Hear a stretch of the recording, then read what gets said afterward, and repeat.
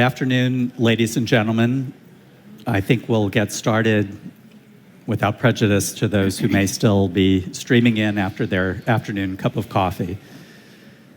My name is Robert Leventhal, and I want to start by thanking the government of Lithuania and the SIS, Transparency International, and you and all of the participants in this IACC for the start of a really great 4 days of discussion of key issues relating to anti-corruption and integrity. I work for the U.S. State Department, the Global Programs and Policy Office of a part of the State Department called International Narcotics and Law Enforcement, or INL. And INL as part of a broader group within the State Department and with the rest of the interministerial colleagues, the interagency colleagues across the U.S. government, devote attention and engagement and activity to working with other countries to combat corruption. INL, in fact, focuses on crime and criminal justice issues around the world. And in the anti-corruption area, some of us work to develop and strengthen international standards, working with countries and with civil society counterparts around the world. Some of us engage in partnerships to build capacity of government officials and other stakeholders in countries around the world. And some of us work on other tools like visa denials and sanctions with the Treasury Department and others. It's a top priority for President Biden and the administration, and a top priority for the State Department and for INL. So I'm really pleased to be here today, and I'm really grateful for a great set of panelists. I'm looking forward to a really good discussion, and we'll start, as I'll explain in a minute, with some perspectives and some questions from me to our panelists. But our intention is, and we structured the session this way, that this is a dialogue in 360. So we will allow plenty of time, if I do my job well, which remains to be seen, for questions and for comments from the audience. The focus, of course, is our title, as our title indicates, Disabling the Enablers.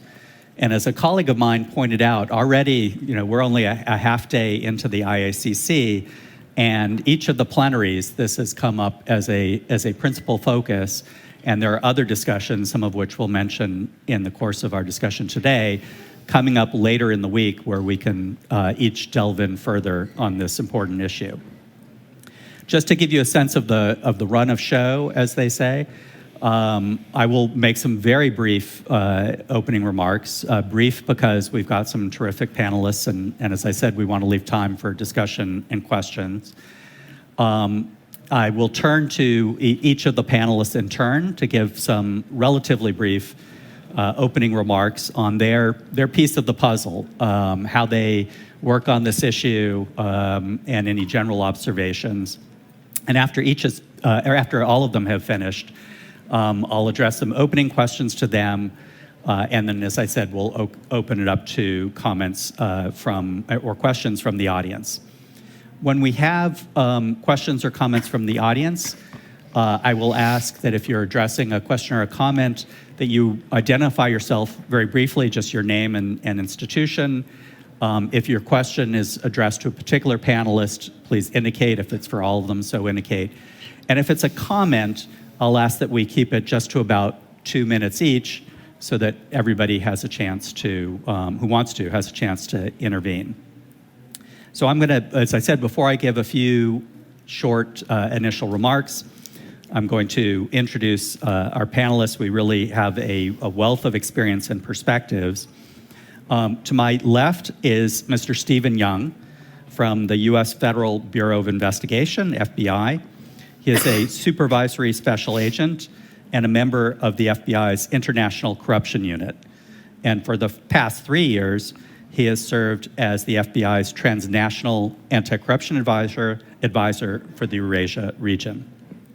Now, all the way at the other end is Matthew Galizia of the Daphne Foundation. Matthew is a co-founder of the Daphne Caruana Galizia Foundation, set up to pursue justice for his mother, who, as you probably well know, was assassinated in a car bomb attack in Malta in 2017, precisely while investigating high-level money laundering and corruption. He worked on the data team at the International Consortium for Investigative Journalists and on some of the highest profile corruption scandals and investigations, the Panama Papers, Paradise Papers, and other offshore investigations. Just to my side of Matthew is Shanez Mensous with the Sherpa Foundation.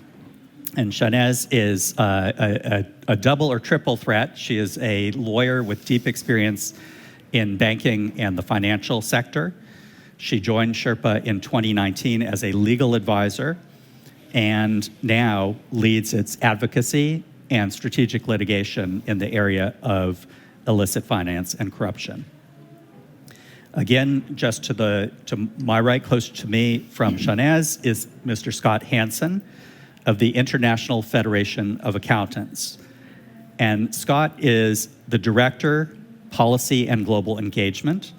He's responsible for coordinating IFAC's engagement strategy with global organizations and non-accountancy stakeholders. He leads IFAC's policy and advocacy related to anti-corruption, anti-money laundering and economic crime, and oversees its engagement in donor-funded capacity building initiatives. So if anybody is here with deep pockets, Scott is the person to talk to. And then I'm very pleased to have another another U.S. government colleague, Jennifer Lewis, long accomplished career in good governance, democracy promotion, advocacy, currently serving as a senior anti-corruption advisor at the U.S. Agency for International Development, USAID, and she will serve as the rapporteur and kind of take us home towards the end of the discussion. So that's sort of our logistics, shall we say. In terms of a very modest setting of the scene, because of the depths of the discussion we'll have, I think all of us would say that even as we unstintingly retain our focus on the actions of the corrupt officials themselves, on the actions of those who pay bribes, let's say the core criminal conduct that we're talking about at a meeting like this, it's important also to focus on the broader ecosystem around them.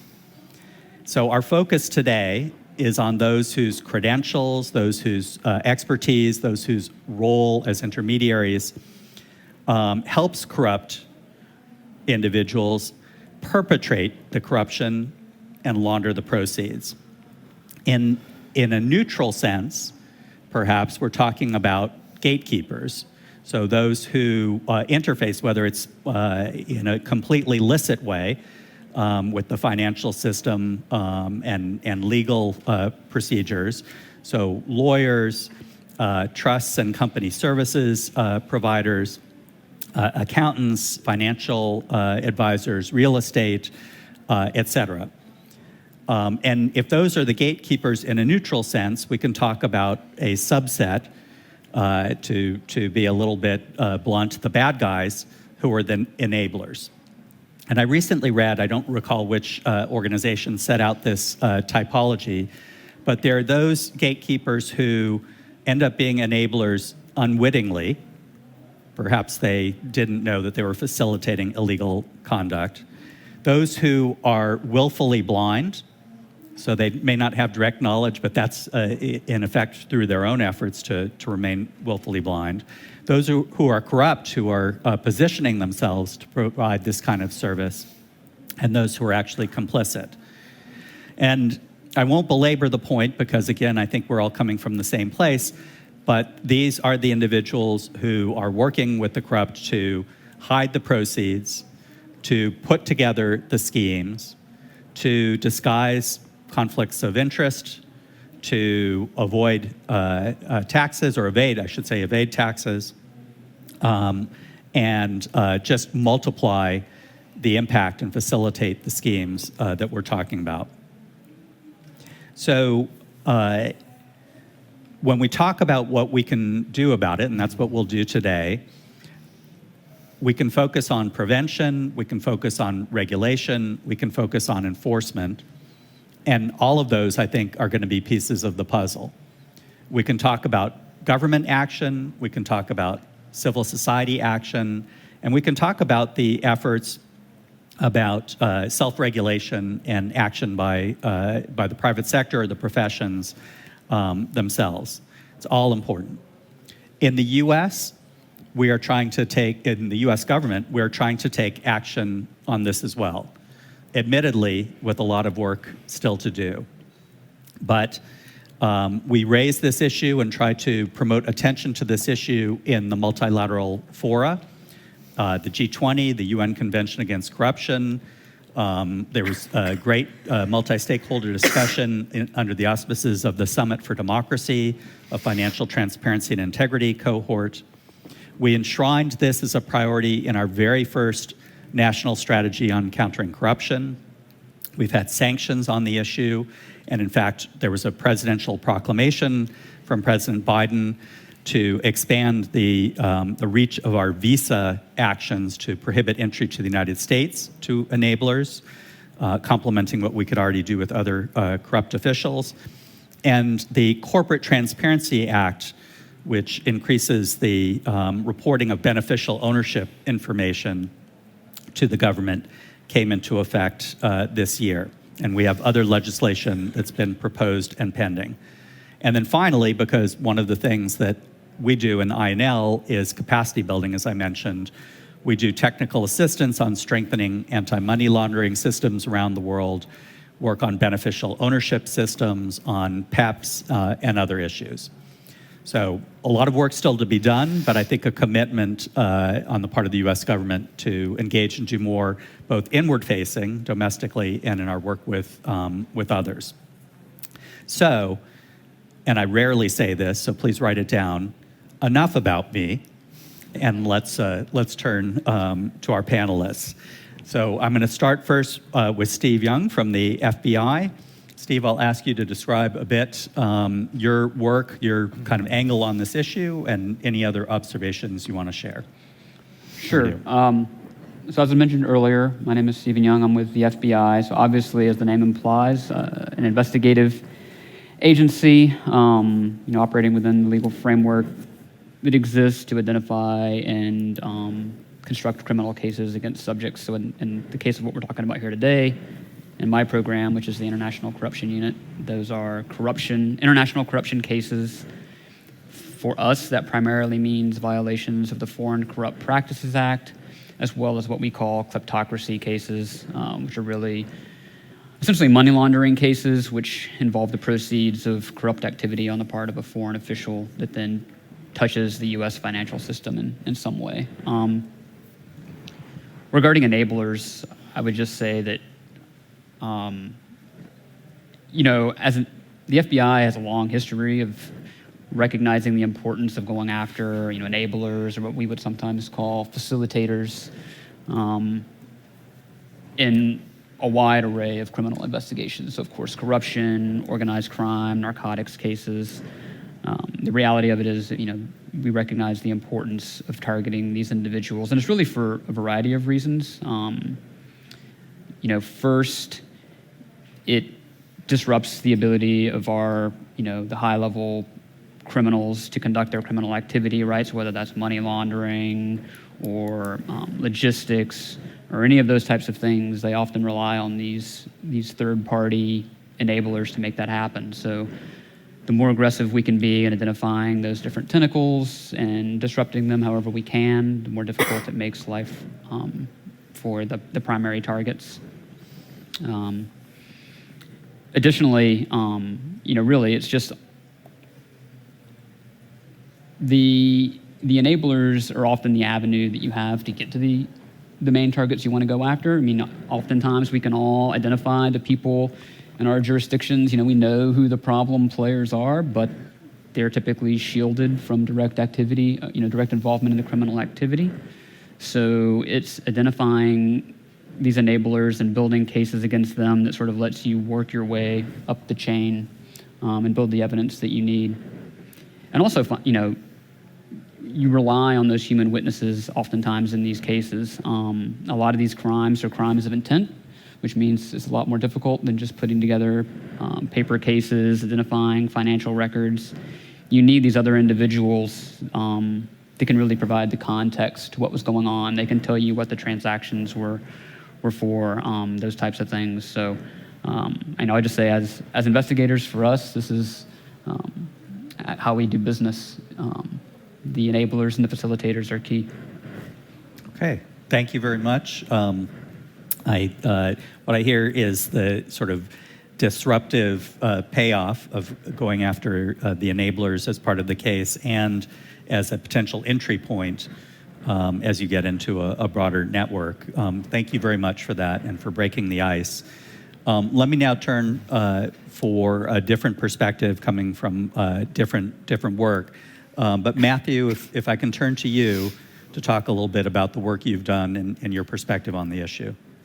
Okay, thank you. It's worth rewinding a little bit because sometimes even I have to remind myself, why am I on a panel speaking about enablers? So I'll start by saying that, as you mentioned, my mother was assassinated in Malta in 2017 while she was investigating high-level corruption. I had been working on investigations with her, but something that was new to me right after the murder, and that inspired my family to engage in public advocacy, was that the impunity rate for murdered journalists is so high, around 95–96%. And when it comes to journalists who are murdered while investigating political corruption, the impunity rate is even higher, closer to 100%. So we started from that position as a family where, okay, by default, there is not going to be justice, neither for the corruption that my mother was investigating and neither for the murder itself. And that would be the same in most other cases of journalists who are murdered while investigating high-level corruption. Now, I don't know each of these thousands of cases from around the world well enough, or I don't know the situation broadly enough to explain what the reasons are precisely. I mean, they range obviously from rule of law issues to a lack of resources with the investigators, problems with the judicial system, and so on.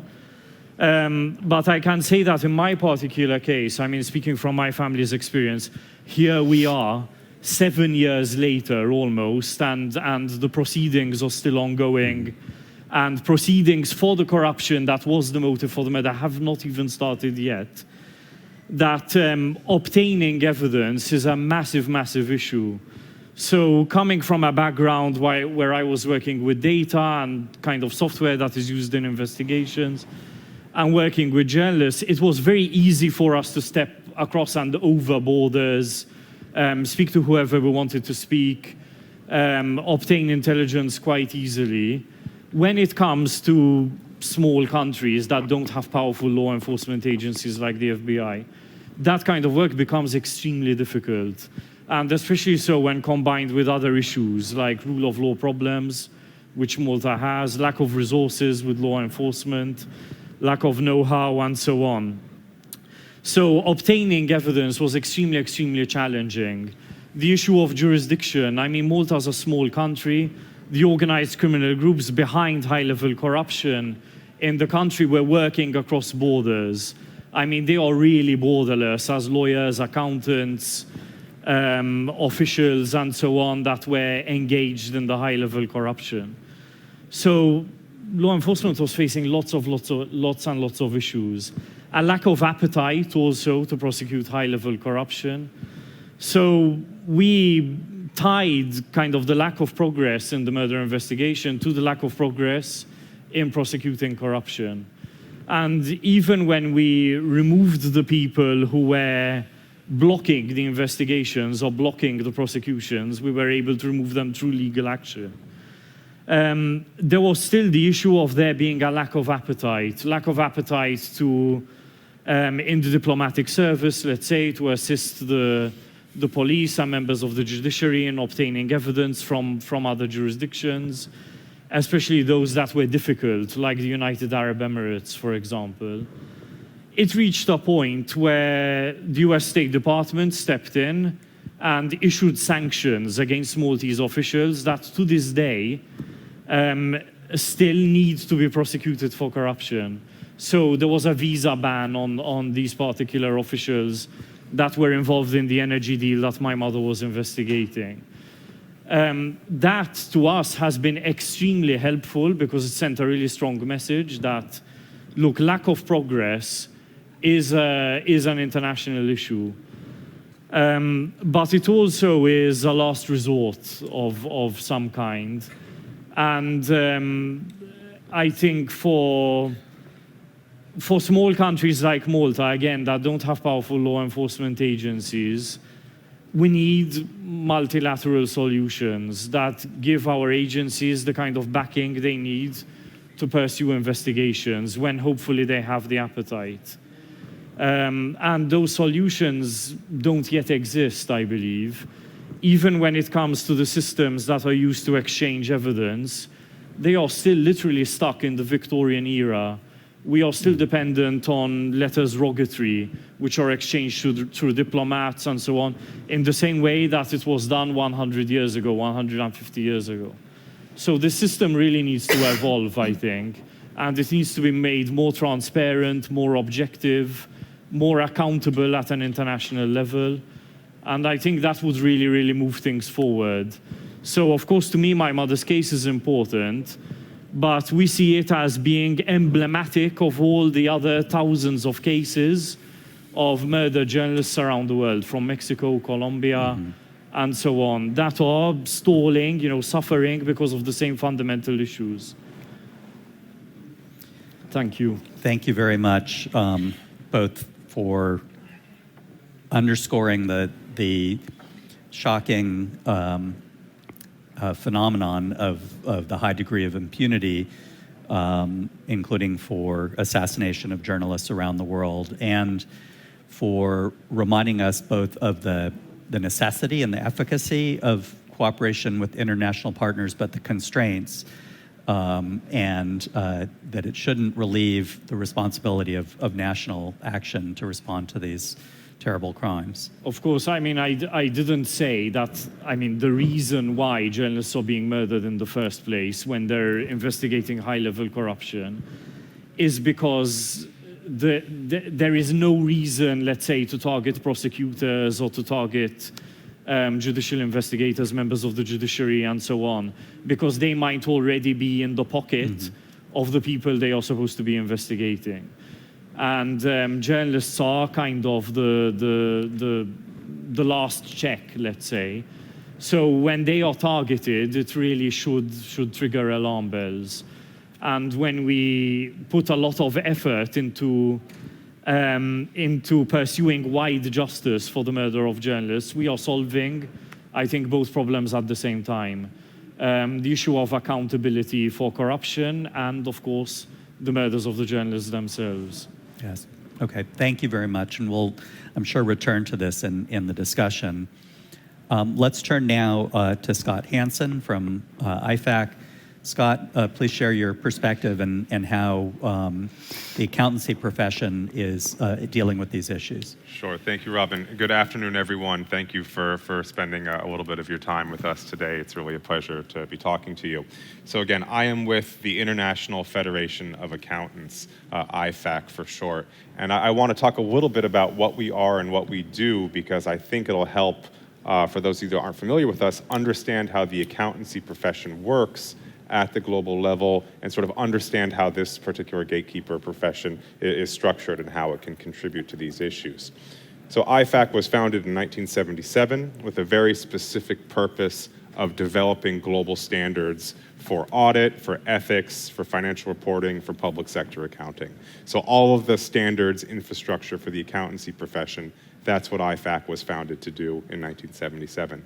We've grown significantly since then. We have 180 member bodies in 130 different countries. So it's really a business to business, if you will, to call it that business model, where we have our members are the national accounting bodies around the world. So our eldest is the Institute of Chartered Accountants of Scotland, which I believe was founded in 1842. Institute of Chartered Accountants England and Wales just 2 years later, all the way up to some of the newer ones, Liberian Institute of CPAs, Botswana, a lot of countries in the developing world. Those are our constituencies, the national accountancy bodies, the PAOs. So our role is to, one, support global standards for those PAOs. Part of being an IFAC member means ascribing to global standards. I know one of your questions later comes to that, so I'll save some of that discussion there. So supporting global standards, doing capacity building work in developing countries to develop the accountancy profession there, and being the global voice. It's important to distinguish what we have in the accountancy profession from, I think, the legal profession in particular, because we are much more of a hierarchical, we have a global set of standards that comes from the top and is pushed down all around the world. So it's much more of a unified practice and profession than legal profession, for example. So why are we here? Why are we on this discussion? Obviously, the word enablers and gatekeepers has come up dozens of times already today. It's very important for us to be part of this discussion. The fact that the word enabler is being used means that we have a problem. And that's what we're trying to use our constituency, our network, where we are, whatever levers we have as IFAC, being 40 people, small organization with a very large network. What can we do to change that? Because ultimately the nirvana, the end state that we'd like to get to is that the word enabler is just not in the discourse anymore, and we're just talking about gatekeepers. Now, obviously, that may be too far of a goal, but that's the direction that we want to help push things. So again, our constituency are the professional accountancy organizations, PAOs as we call them, to throw a new acronym out there.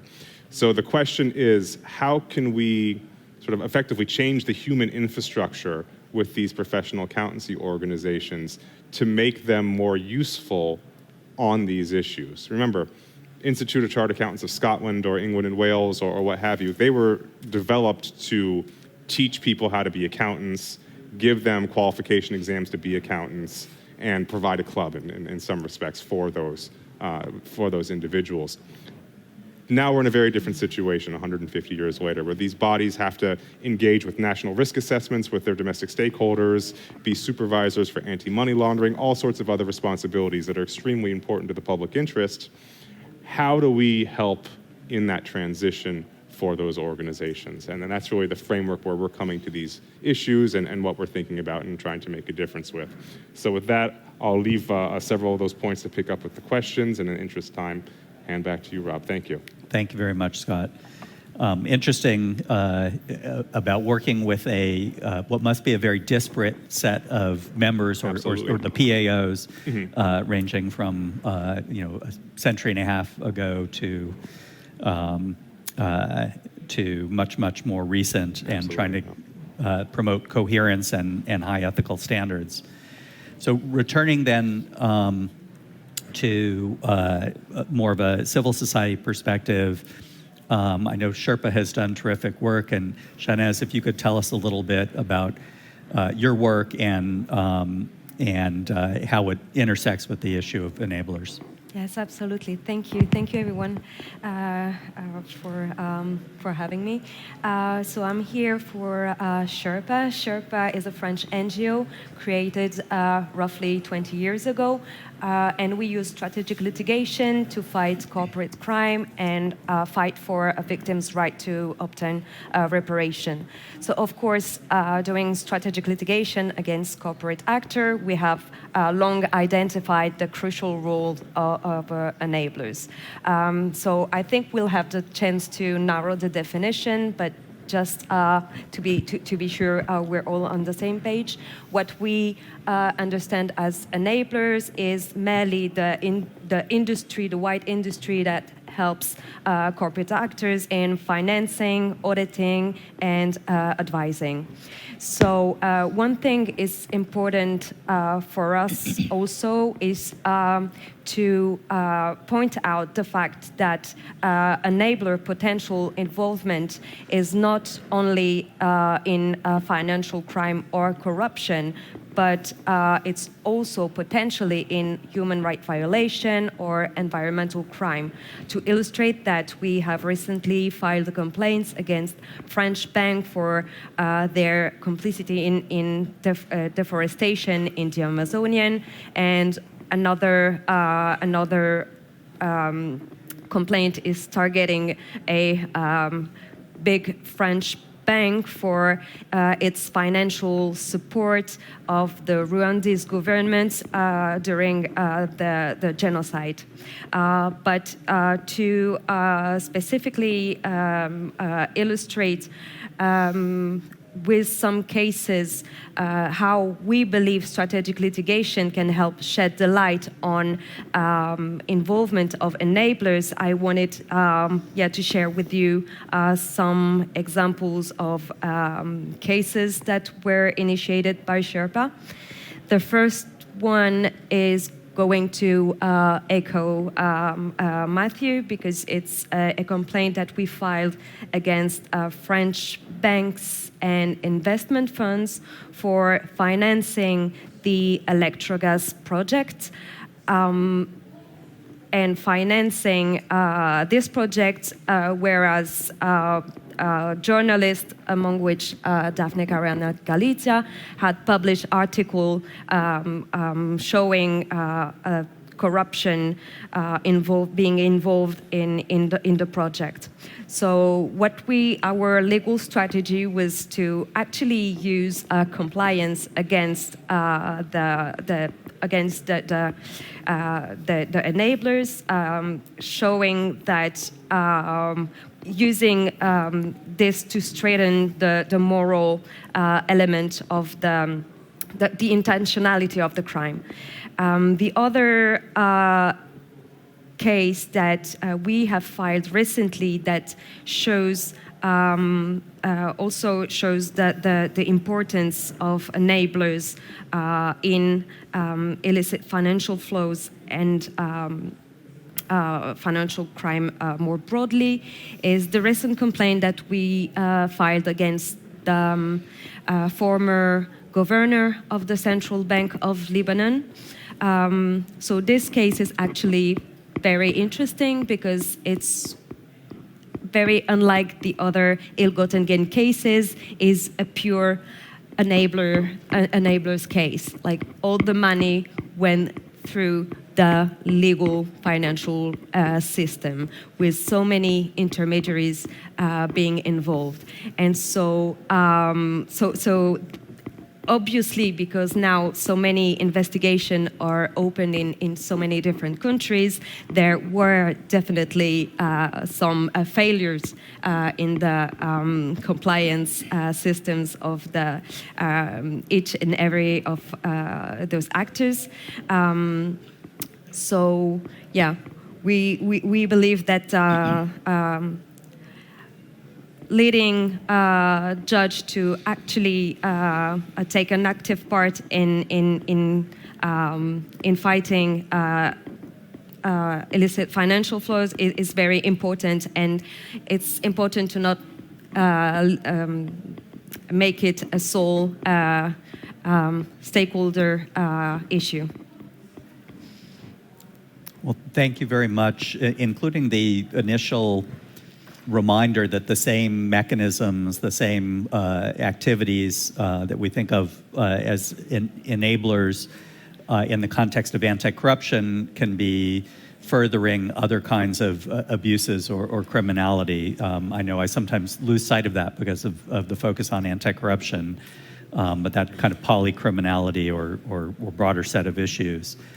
I'm now going to throw a couple of questions out to the panel as a whole and invite anybody who wants to tackle one or the other. Then I'll have one or two follow-up questions, and then I know you all are probably very eager to weigh in, and we'll open it up to the floor. But to start with, for anybody who wants to take this, in this area of enablers and the set of challenges it comprises, what have been some of the promising developments or promising initiatives, things that give you hope or encourage you over the past couple years? And what do you see as the big challenges or the things that we should be focusing on? What would you propose to this august body we should work on collectively and individually over the next couple of years? So that's the first question, if anybody wants to jump in. And then the other is, I'm sure our understanding of enablers and what kind of professions, what kind of functions, what kind of advice is important to focus on, with some of the traditional types that I mentioned at the beginning, but then potentially other things like high-value goods, the people who sell yachts or the people who broker art. So are we thinking, do we have the right focus, or what should we think about in terms of what's encompassed by the term enablers, or do we need different terminology entirely, as Scott was saying, about getting to a position where we're talking about gatekeepers and distinguishing enablers? So does anyone feel like they want to jump in? Okay, Steve, and then we'll see who else. Sure. I mean, this maybe touches a little bit on both of those, but outlining one of the problems that I think I've seen we're seeing some improvement on. One of the challenges, as Matthew mentioned, with these cases, and when dealing with enablers, is this sort of multi-jurisdictional, transnational element to this, right? So, especially for, obviously the U.S. has some certain advantages. Our reach is long. Speaking for the FBI, we have great relationships and countries all over the world, but it's a real challenge when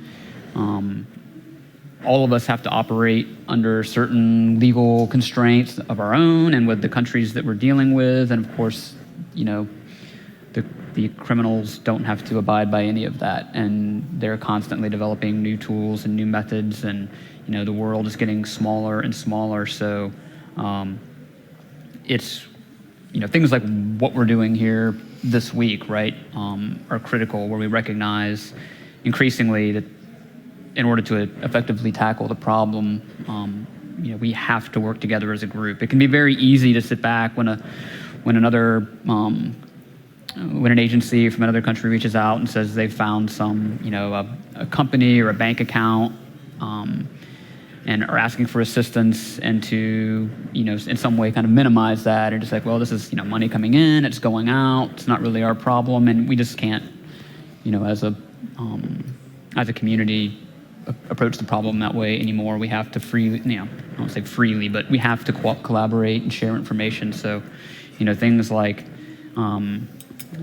this conference, the International Anti-Corruption Conference, different entities like the IACCC trying to develop informal cooperation methods to more freely share information and not rely on formal processes like letters rogatory or mutual legal assistance.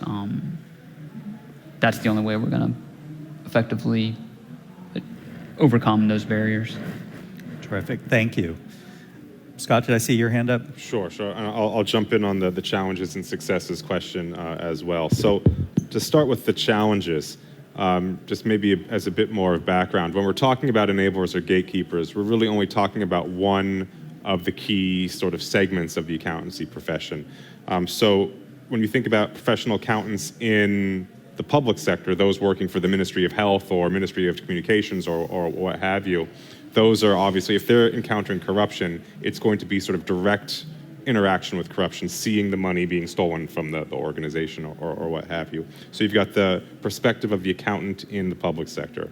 You've got accountants in businesses, and the key vector that they're going to interact with corruption is going to be bribery, typically. Seeing the bribes being paid by that organization, having insight into that. When we talk then really about gatekeepers or enablers, we're talking about the accountants in practice, in public practice, small firm, large firm, that are typically going to be interacting with corruption from a money laundering perspective. Clients potentially trying to launder money. So those are just three general typologies about how the accountancy profession will interact with corruption. And I think this discussion is really a money laundering discussion from our perspective here.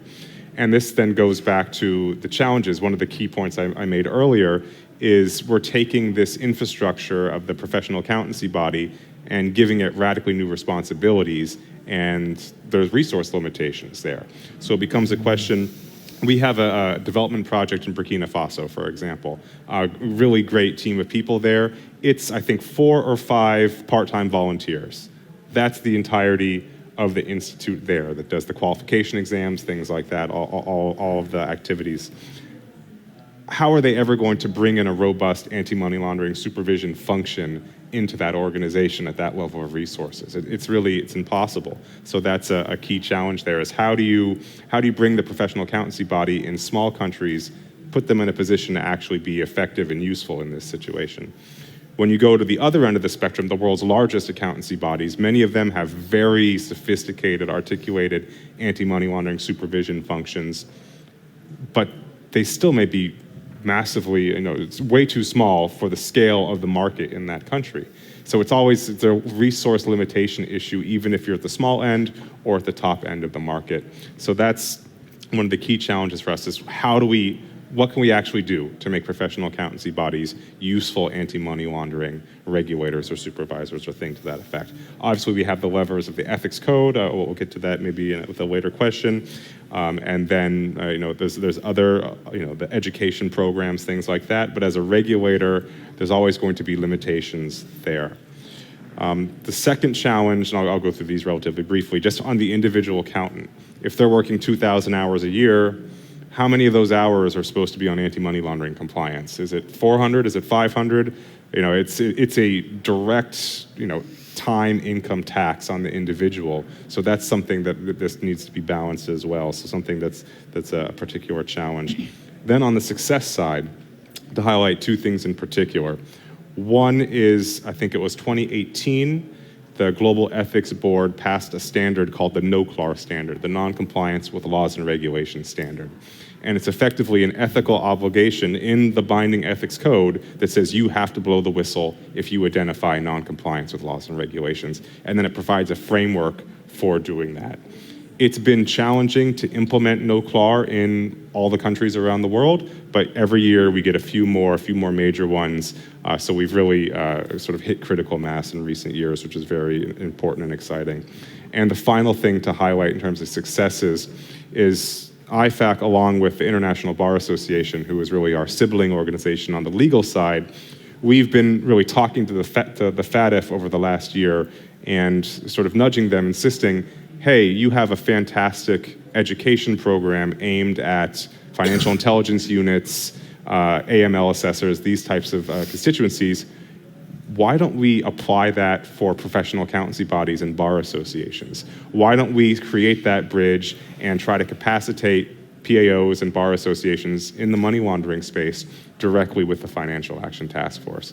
So very excited to say that next week at the FATF plenary, that proposal is in their work plan that hopefully will be approved. Obviously can't make promises of what will happen there, and then we'll go through the hard work of actually building out that program. But I think a really important step in, again, leveraging the accountancy and legal professions in the fight against money laundering.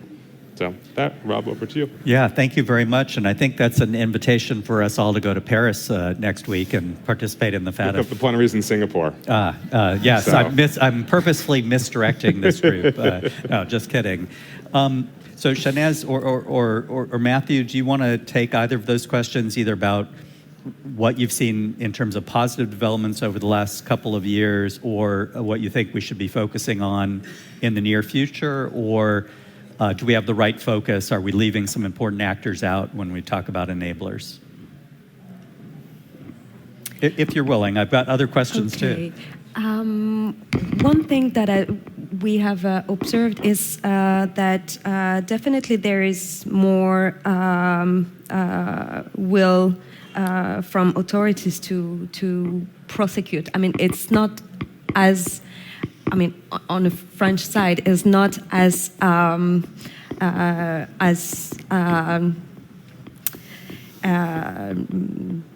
difficult that it used to be.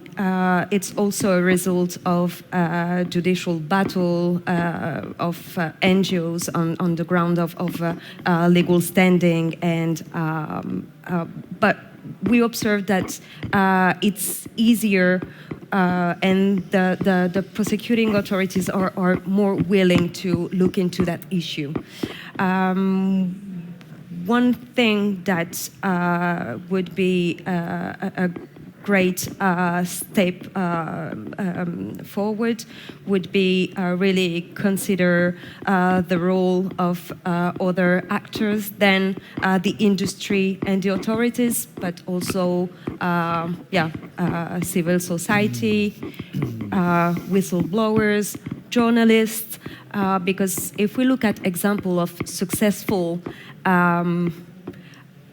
corruption scandals being dealt with, it always comes from leaks or investigation or whistleblowers. So I think it's really time to take that into account in this logic of just a discussion among industry and authorities and government. Thank you.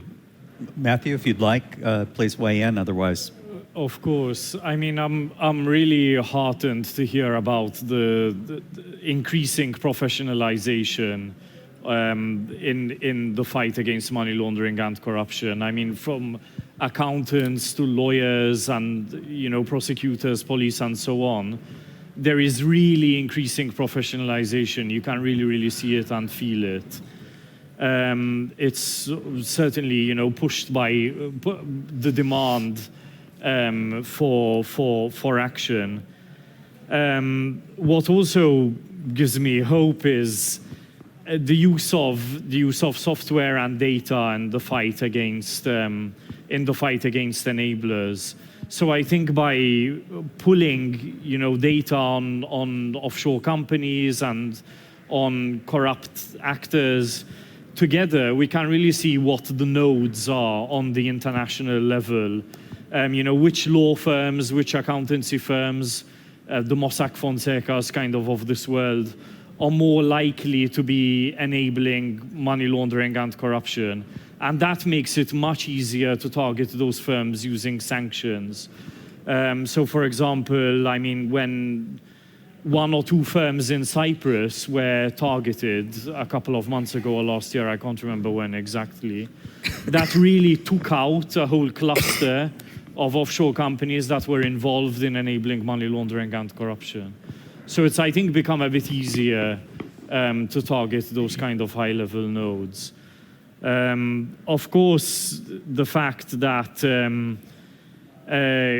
lots of NGOs, from press freedom organizations to anti-corruption organizations like Transparency International, have really listened to people like me and kind of empowered us in our pursuit of justice has also really helped.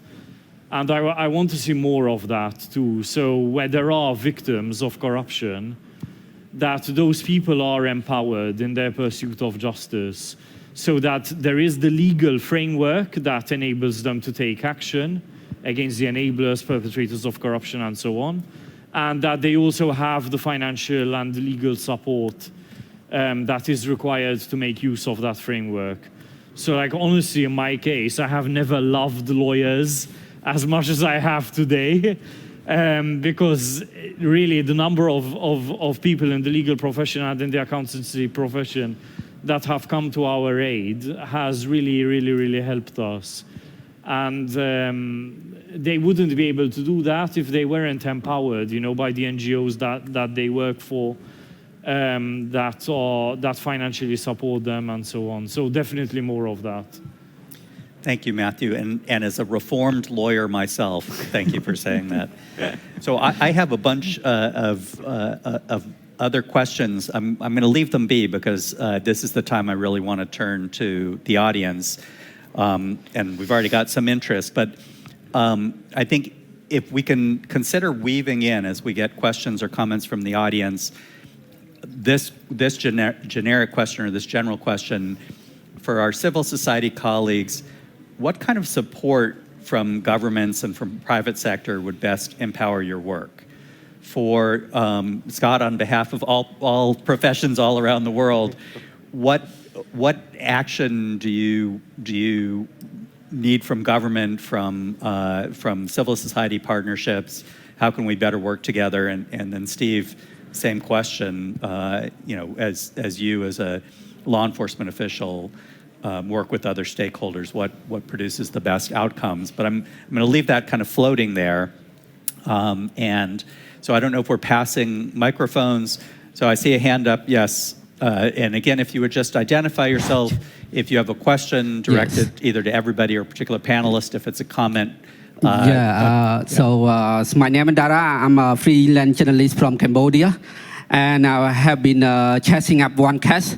And this question possible, especially to Mr. FBI or on the panel can answer. So I follow one case. There is 2 U.S. victims. And one of the woman had lost 1.6 million for over the crypto scam, and she have been reported to the FBI August 2021, and just in March the FBI told her the money go to India to go to somewhere else, and also told her it is out of the FBI jurisdiction. And there is a paper quoting the FBI said there is nothing else the FBI can do about it. So since the FBI is the most powerful law enforcement on the planet and they cannot do anything, so what is the other option for the victim to seek for the justice? And yes, anyone can answer about this. Thank you so much. I mean, obviously, I'm not familiar with the specifics of the case, so I don't really want to, comment on that directly. I mean, I will just say, unfortunately, even though, we do have, as I mentioned earlier, many advantages, and there's things like the correspondent banking network and some other thing, many service providers and so forth, and housed, U.S. companies, those kinds of things. We certainly aren't in a position necessarily to address everything. It doesn't give us global jurisdiction. So there's definitely criteria, and unfortunately there are times when there's just not enough there. Now, again, I don't mean that as a reflection on your specific case, because obviously I have no idea, but even being the quote unquote most powerful law enforcement agency in the world doesn't necessarily give us jurisdiction to address everything as much as we would. Well, I don't know. I don't want to say we'd like to. That could be. I've certainly had some very interesting cases that I've wished we could do something about, but the traction just isn't there sometimes. But that said,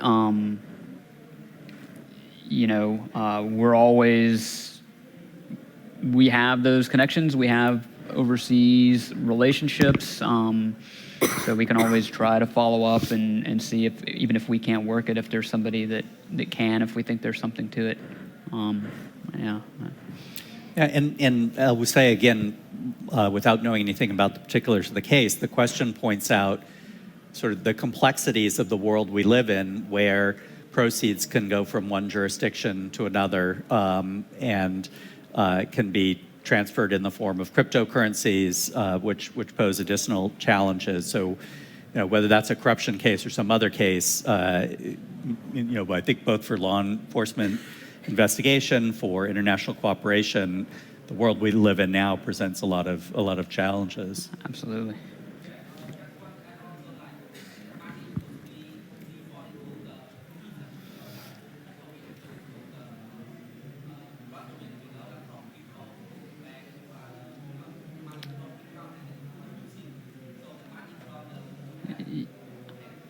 Sorry. Yeah, there we go. I think we have some other questions, so if we can just, thank you so much. In the very back. Gentlemen, yes.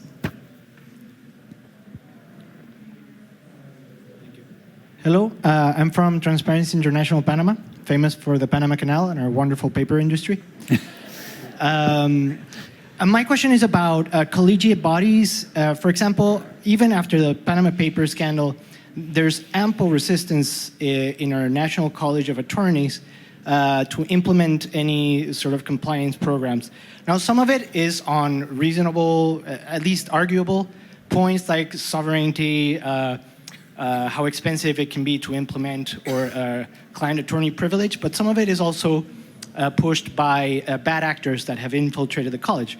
So my question is about what strategies can be implemented in those very resistant collegiate bodies that are the ones that are supposed to be pushing for these reforms. So I'll ask Scott, but also if Shanez or Matthew, from the sort of advocacy perspective, working outside of some of the professions, if you have any perspectives. But Scott, if you're willing to take a crack at it. Sure. As a starting point, I've heard this joke before. You don't have to be faster than the tiger. You just have to be faster than the other guy. And so I can't speak to the legal profession side, but it's always in our little rivalry, always up to us to try to be a little bit ahead of them and in a better position. So I can't speak to the specific case of the colleges of attorneys in Panama or the Latin America region, but from our perspective, this gets to another one of the big challenge issues, and that is, these are interrelated. One, that the term accountancy typically isn't, or accountant typically isn't a protected term in most jurisdictions. Anyone can hold themselves out to be an accountant or be engaged in accounting-like work, which is radically different from what you have on the legal side or being a stockbroker or things like that. That's not the case in all countries, but there's many countries where it's not a protected term. Canada is a really good one, where it's just, there's no protection of the term there. And then related to that is that membership in the accountancy body is not necessarily mandatory either, and that severely limits the ability of the professional accountancy body to actually do something over the broader populace.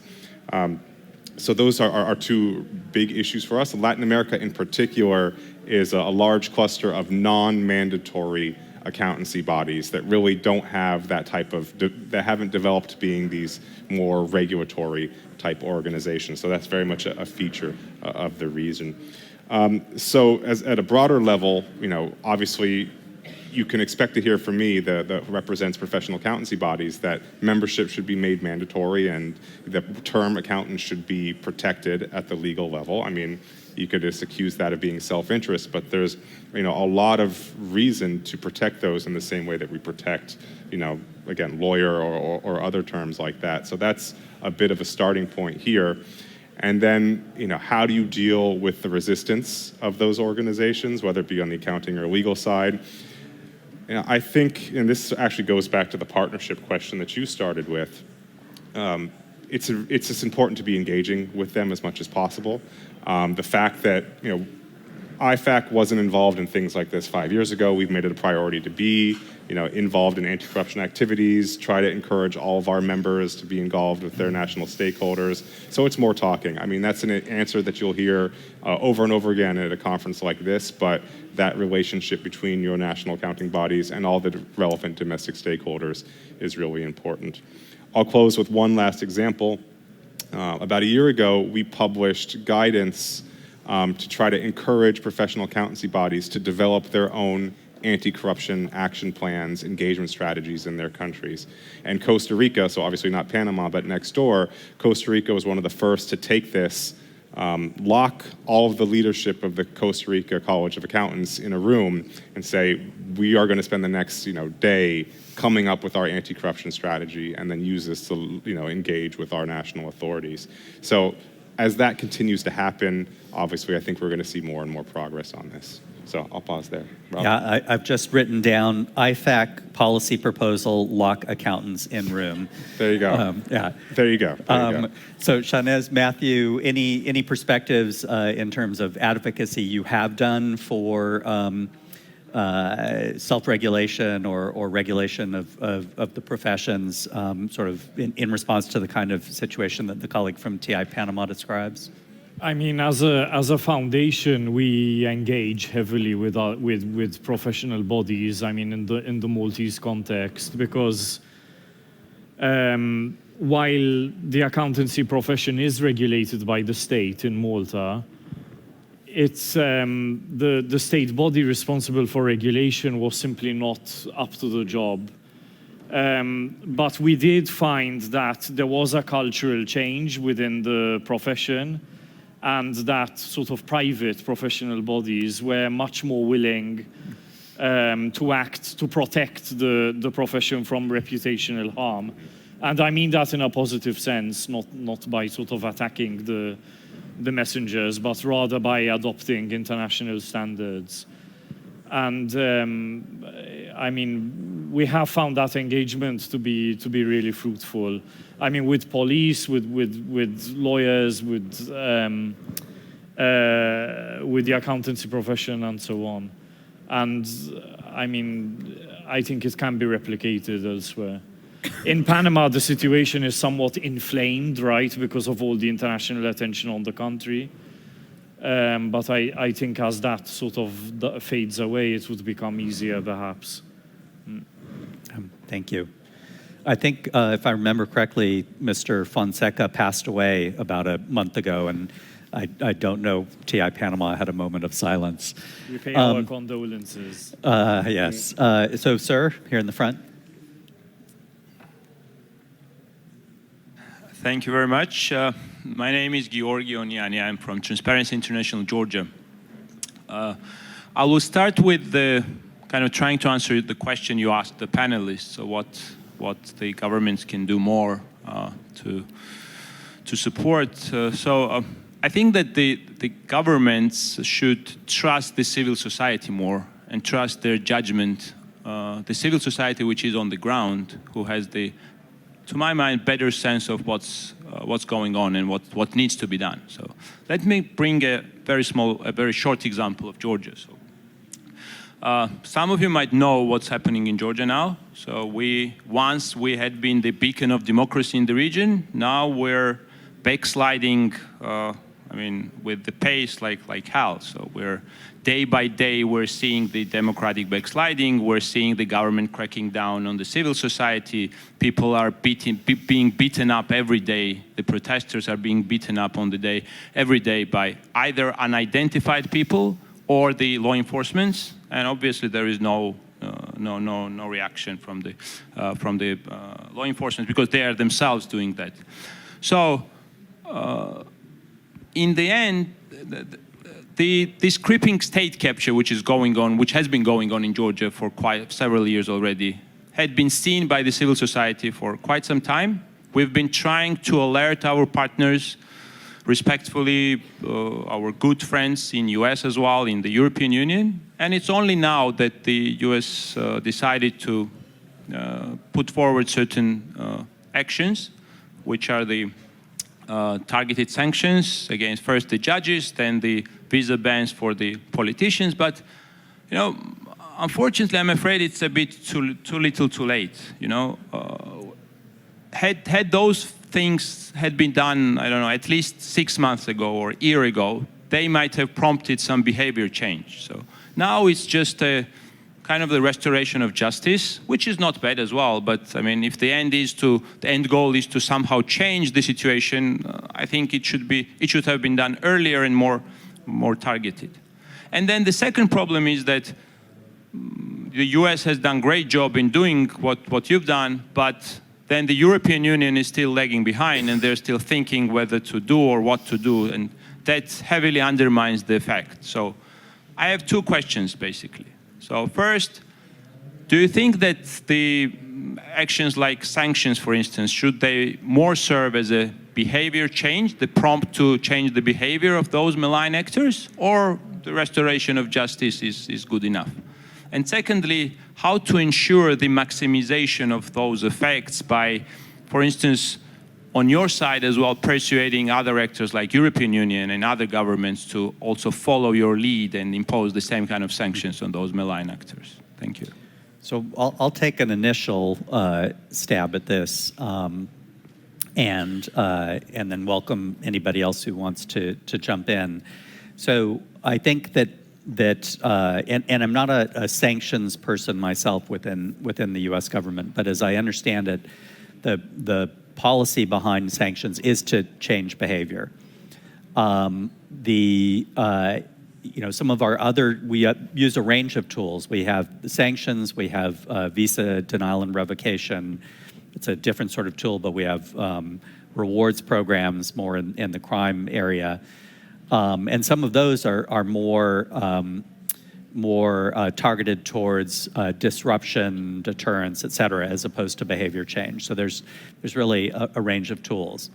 I think that we do want to see, and there have been positive developments in that regard, use of those kinds of tools by other actors, and in a more kind of concerted or coordinated way, because often if you're talking about freezes on assets, something like that, if we're talking about restrictions on travel, then the more jurisdictions that do it, the more impact there is. So those are conversations that we've had, I think, with a variety of actors, and have seen some developments in that regard. I think your basic point is one we're very seized of, but that probably my government and other governments need to do more, which is listen to civil society, pay attention, take it seriously. It doesn't mean the outcome will always be the one that you're looking for in a particular case, but I think we do ourselves a disservice in figuring out what to do and what our role is as governments if we're not having those conversations. That's one reason why those of us there's a big U.S. government delegation here at a meeting that is obviously hosted by Lithuania, but co-hosted by Transparency International. So thank you. Yes, Jonathan. Hi, everyone. Thank you very much. Jonathan Barler from UK FCDO. I had two questions, if I could. So one was for Steve. I mean, you talked about information sharing and that being a real barrier, and I just was really interested to know, and you talked about the IACCC as one potential model for how that can work. And I'm sorry, can you just spell that out? Yeah, so the International Anti-Corruption Coordination Centre, which was one of the acronyms that Steve used, which is it's a sort of a body where law enforcement organisations from Five Eyes and a few other countries cooperate on transnational corruption cases. Are you aware, or have you been involved in conversations where you could potentially sort of scale those ideas, or think about other ways in which you could share information? So have there been any ideas in your circles about how you could do that, but on a more scaled level to better respond to the threat that we've talked about today? I'm also interested more generally if there are any other sort of top barriers to investigating and prosecuting cases with respect to enablers, because I understand that's an incredibly difficult thing for law enforcement to prove criminality. So interested in those things. And then a second question for Scott. I was really interested in your comments around the sort of spectrum of your members and the different capacity challenges that they experience. I was interested, do you feel that you have evidence, or enough evidence or understanding about where the risk or the threat is highest from within your profession? And if not, do you think something like that would be useful in terms of thinking about how you would target your engagement in terms of engaging with your members? Because my sense is that all is not equal when it comes to this problem with respect to your members, and so just interested if you're thinking in those sorts of ways. But I'll end there. Thanks very much. Thank you. All right. So starting with the question about scaling efforts like the International Anti-Corruption Coordination Center. I'm not. It would be very difficult, like that model, without talking in circles, is like a very formal framework to facilitate informal collaboration. Certainly a lot of resources are put into that by NCA, the United States, and the other countries that are involved. I would say that we have, and this is sort of speaking more for specifically the FBI and the State Department and my program. I'm a part of a joint FBI-INL effort, Transnational Anti-Corruption Partnership, and we've been trying to establish regional working groups, and they're small. It's not the kind of thing where I can just say, hey, anybody that's interested, reach out and we'll loop you in.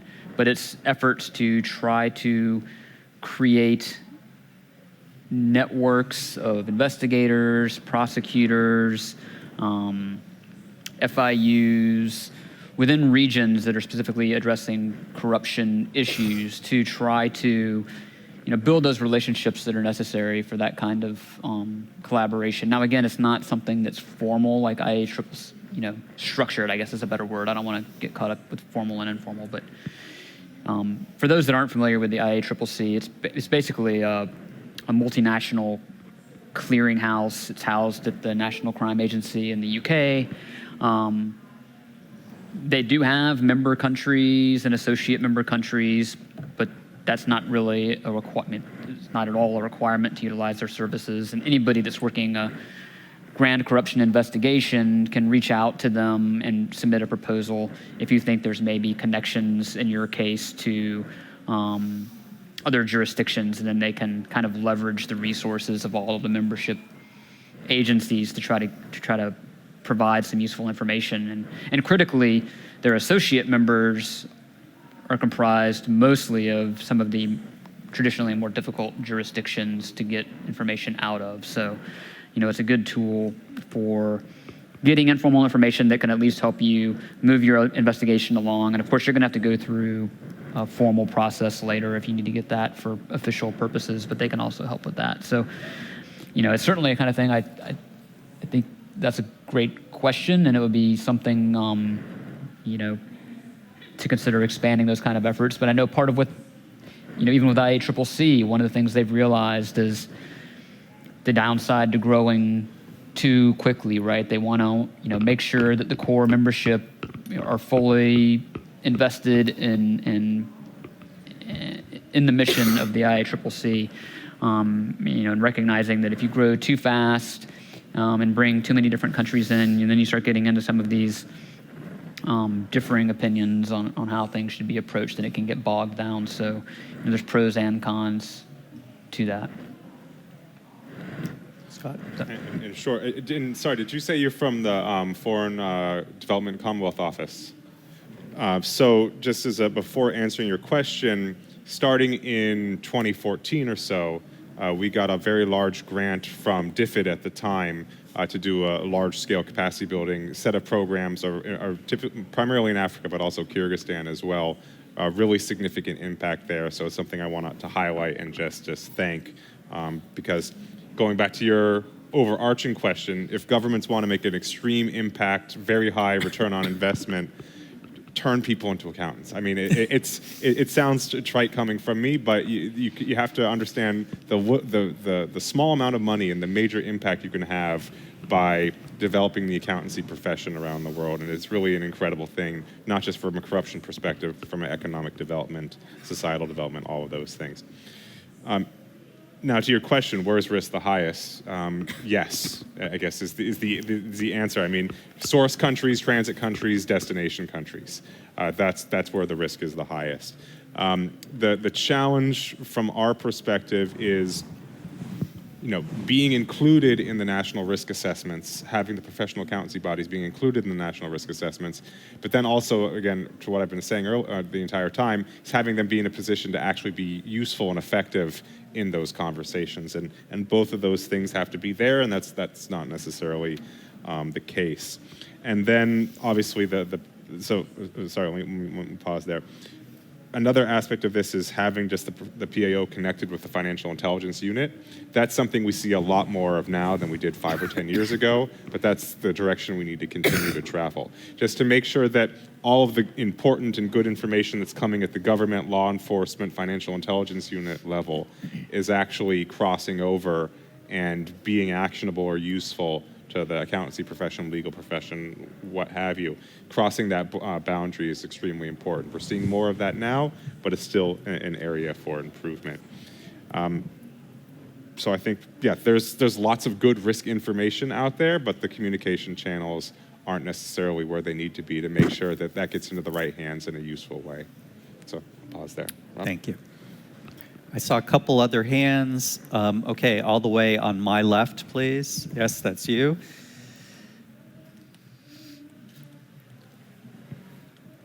Thank you so much. My name is Jiun Lee from Citizens Alliance for North Korean Human Rights. So first of all, I'd like to thank you all for this very informative discussion. I have a question to Matthew first. So you mentioned that multilateral engagement was really essential for your mother's case to move forward, right? So I was wondering whether you could share more details how you could persuade the U.S. government to apply the sanctions to the officials who are responsible this part, and I'm also wondering whether Robert, you could share the other side of the story. Because there are so many cases of the human rights violations requires the sanctions. So what would be the kind of priority when you are choosing the subject, when the U.S. government is choosing the subject to apply this Magnitsky sanction? Okay, I don't think that I or my family or anyone who works with us, sort of personally persuaded the U.S. government to apply the sanctions. It was rather a confluence of things. So there was my mom's case, but one thing that we always said publicly, and it's true, was that in order to protect, in order for the people who were in government, who were being investigated for corruption, to protect themselves, what they did is disable Malta's public authorities, including those responsible for law enforcement, public accountability, and so on. And once they did that, once they kind of, rendered these state bodies useless to be able to protect themselves, that obviously opened the door to all kinds of other criminality. They didn't just kind of disable these state authorities for themselves, but they also disabled it for all other criminals. And that, of course, created problems internationally. Malta's an international financial center. Huge amounts of laundered cash were passing through Malta with absolutely zero follow-up or accountability. And I think this, of course, turned it into an issue for the United States as well as other countries and also the European Union itself. So I think it was kind of a confluence of those problems rather than, us directly asking for sanctions, which we didn't actually specifically do. It was a decision taken by the government, of its own accord, in my understanding. And I'll add, but with a very respectful but heavy caveat, because I'm not directly involved in sanctions processes, that there's a range of factors, but I want to mention two. One is we need to have the information to substantiate the action. I'm saying we very broadly. Sanctions are implemented by part of the U.S. Treasury Department. The visa actions that we sometimes use, and other agencies support Treasury, including the State Department, and then visa actions we administer at State. But we need their determinations that have great impact, and they need substantial, this is redundant perhaps, substantial substantiation to meet legal sufficiency. And we're very careful about that because we're going to have, ideally, some important impact or ramifications when we don't have infinite resources. Even as a big government, we have finite resources, so we want to make sure we can make the case, number one. And then number two is, the best understanding we have is, will the action have a positive impact? And both of those areas, I will also point out, and perhaps trying to live up to the reminder from our colleague from TI Georgia, there's pretty constant dialogue with civil society. And maybe the process that I'm most familiar with are the global Magnitsky sanctions, which focus on human rights and on corruption. And for those and for our visa cases, there are processes fairly kind of regularized where non-governmental organizations can provide information where they're comfortable doing so, can suggest priorities or targets. There's some networks that can facilitate individual NGOs doing that or other organizations. And I think in maybe even at this IACC, I don't recall, but certainly at past IACCs, we've had some of the teams who work on those cases present on the process and be open to conversations. But that's something that doesn't have to take place in the margins of this setting. It's something that we're open to on an ongoing basis. So I'm going to take, I think, one more question or comment, and then we're going to sort of, yes, you've been patient. I know you had your hand up early on. Thank you. Britta Delmers with Public Eye in Switzerland. I have a question to Scott, and that is, when we look into big bribery cases, Glencore stuff very often, we see that these companies do have certified annual balances published. They have accountants. Someone signed off on their accounts. At the moment, Glencore is being sued by more than 100 different funds because they had not disclosed the fact that they had bribed and were therefore subject to compensation, to lawsuits, and to all the financial issues that follow from that in several prospects, allegedly, saying it like that. So what do you think needs to be done to address this? Is this that the accountants in charge didn't do their job properly? Was the mandate too limited with this? I know that there are, of course, different levels of certification.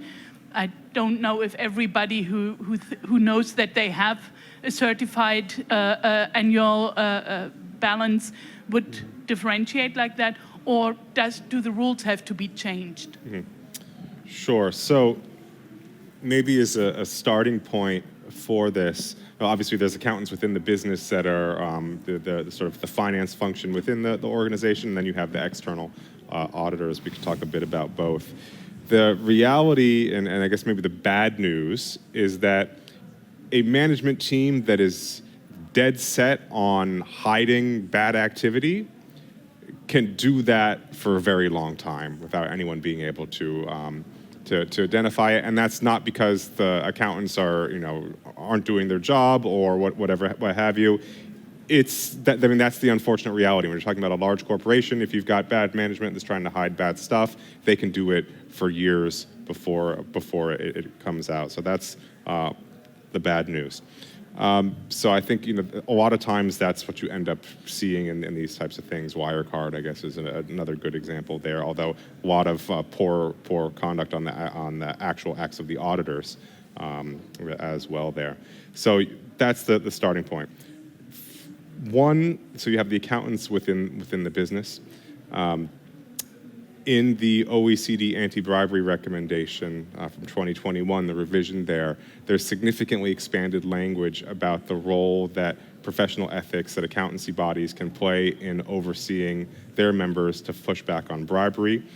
So that's a relatively new piece, but it's something we've identified as a problem, and we've been trying to sort of push back into at the accountants and business level. So that's something we're aware of. We've been trying to build that into the ethics system in a more meaningful way.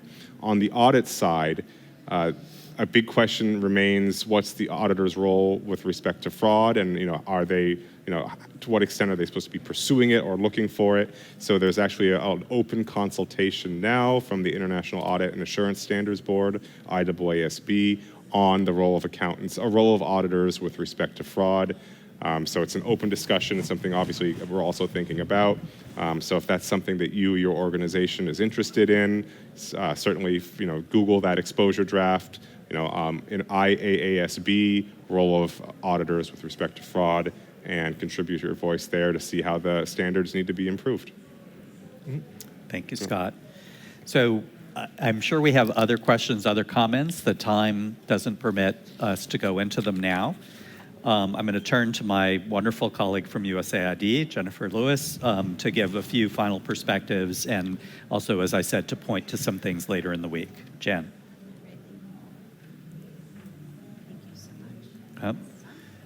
The mic might be off. It's all fine.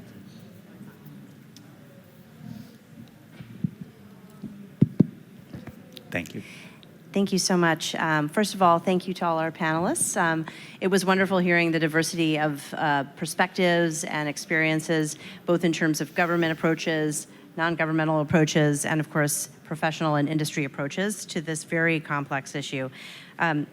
I just want to point out that the issue of enablers is something that's come up repeatedly in this conference just in this first day, because it is such an essential part of the network that we are talking about when we talk about corruption. And in fact, while we've separated it out for purposes of this panel, and many others have as well, in many ways it's really not distinct than any other form of corruption.